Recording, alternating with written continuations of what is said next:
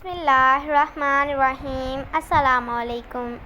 ایک بار صحابہ اکرام نے رسول اکرم صلی اللہ علیہ وآلہ وسلم سے عرض کی، یا رسول اللہ، ہمیں اپنے بارے میں کچھ بتائیے۔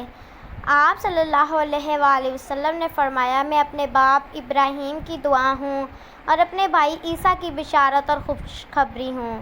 جب میں اپنی ماں کی گود میں آیا تو دیکھا گویا ان کی شکل سے ایک نور ظاہر ہو رہا، جس سے ملک شام میں بصرہ سے معراج روشن ہو گئے۔ حضرت آمنہ رضی اللہ تعالیٰ عنہا نے حضرت حلیمہ رضی اللہ تعالیٰ عنہا سے فرمایا تھا کہ میرے اس بچے کی شان نرالی ہے۔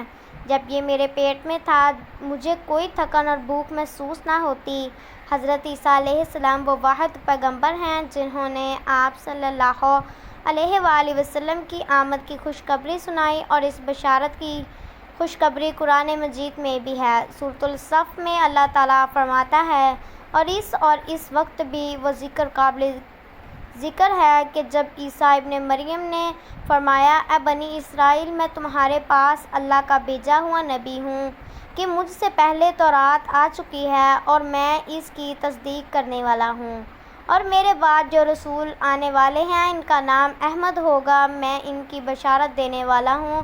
اور کیونکہ عیسیٰ علیہ السلام بشارت سنا چکے تھے، اس لیے ہر دور کے لوگ آپ صلی اللہ علیہ وآلہ وسلم کی آمد کا انتظار کر رہے تھے، اور ادھر حضور اکرم صلی اللہ علیہ وآلہ وسلم کی پیدائش سے پہلے ہی حضرت عبداللہ رضی اللہ تعالیٰ عنہ وفات پا چکے تھے۔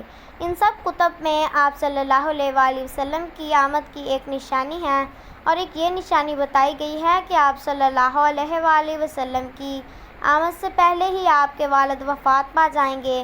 حضرت عبداللہ رضی اللہ تعالیٰ عنہ ایک تجارتی قافلے کے ساتھ تجارت کے لیے گئے تھے۔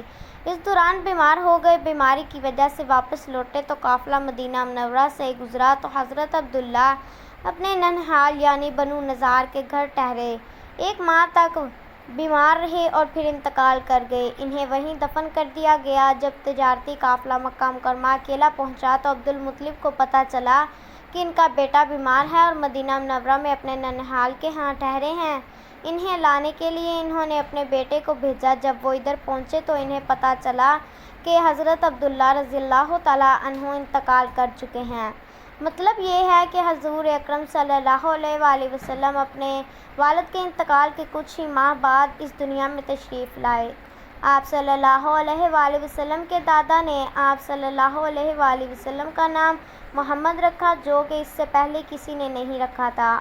آپ صلی اللہ علیہ وآلہ وسلم کے دادا عبد المطلب چاہتے تھے کہ میرے پوتے کی تعریف زمین و آسمان پر کی جائے۔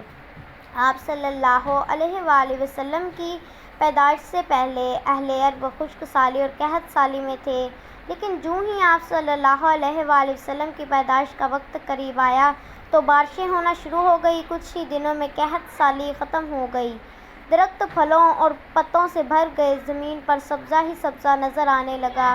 پیدائش سے پہلے ایک روایت میں آتا ہے کہ آپ صلی اللہ علیہ وآلہ وسلم اپنے گھٹنوں کے بل جھکے ہوئے تھے، مطلب یہ کہ آپ صلی اللہ علیہ وآلہ وسلم سجدے کی حالت میں تھے۔ آپ کی مٹھی بند تھی اور شہادت کی انگلی اٹھی ہوئی تھی۔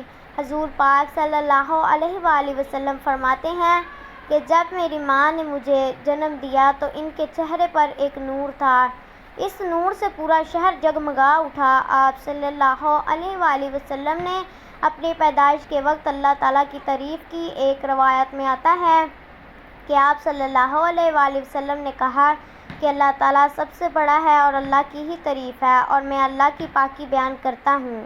جب آپ صلی اللہ علیہ وآلہ وسلم کی پیدائش کب ہوئی، اس پر سب کہتے ہیں کہ وہ پیر کا دن تھا۔ طلوع فجر کے وقت آپ صلی اللہ علیہ وآلہ وسلم کی پیدائش ہوئی۔ ایک روایات میں آتا ہے کہ آپ صلی اللہ علیہ وآلہ وسلم 12 ربیع الاول 571 ہجری کو پیدا ہوئے، اور پیر کے دن آپ صلی اللہ علیہ وآلہ وسلم نے مدینہ ہجرت فرمائی، اور پیر کے دن ہی آپ صلی اللہ علیہ وآلہ وسلم کی وفات ہوئی۔